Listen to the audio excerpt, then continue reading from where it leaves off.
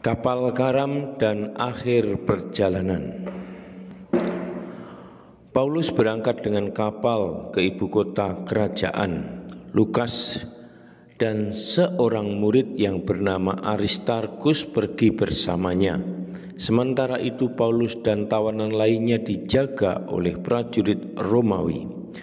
Kapal ini membawa mereka sampai ke pelabuhan di Asia Kecil. Kemudian mereka berpindah ke kapal lain yang menuju Italia dan mulai berlayar ke barat sepanjang pantai Pulau Kreta.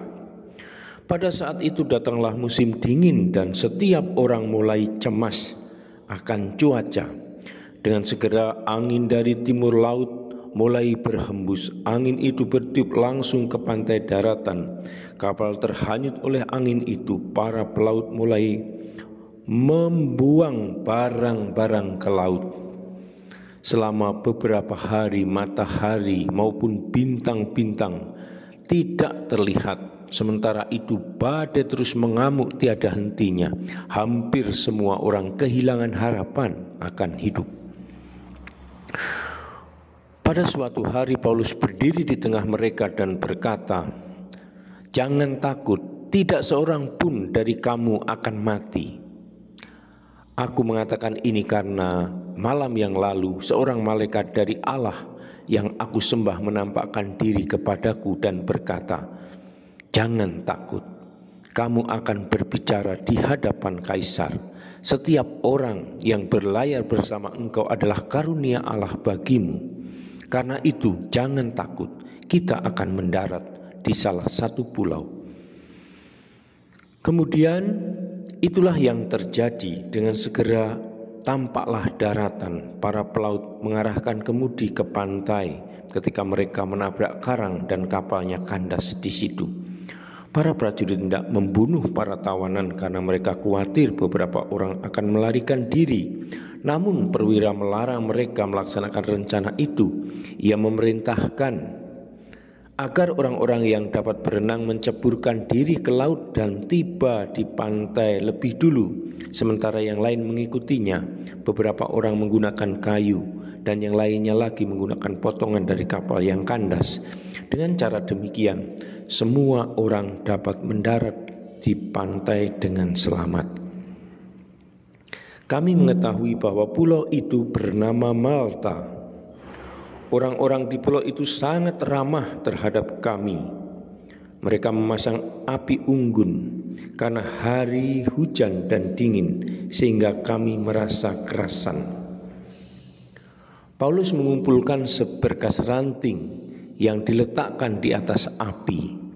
Karena panas, seekor ular merayap dari berkas ranting dan memagut tangan Paulus. Ketika penduduk setempat melihat ular itu, mereka berkata satu sama lain, "Jelas orang ini pasti seorang pembunuh. Ia selamat dari karam laut, tetapi Dewi Keadilan tidak membiarkan ia hidup." Akan tetapi Paulus mengibaskan ular itu ke dalam api tanpa menyakitinya. Penduduk pulau itu mengira bahwa dengan segera ia akan bengkak dan mati seketika itu juga. Namun ketika tidak terjadi apa-apa, pikiran mereka berubah dan menyebut dia dewa.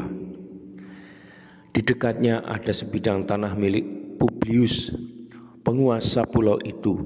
Ia menyambut kami dengan sangat hangat dan memperlakukan kami sebagai teman sejati. Ayahnya terbaring sakit di tempat tidur. Paulus menyembuhkannya sesudah berdoa dan meletakkan tangan di atasnya. Karena peristiwa ini penduduk lain yang sakit di pulau itu juga datang dan mereka disembuhkan.